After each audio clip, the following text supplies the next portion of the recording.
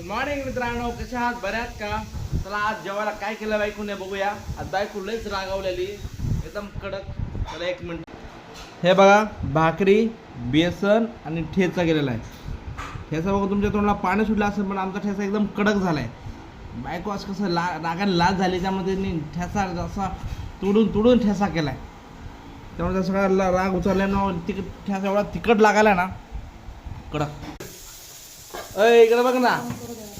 अय हळू रागावल्या मला ठ्यासा तिकट झालाय. भांडी फोडती का हा? जरा हळू घास. अय भांडी. हा होय बघा.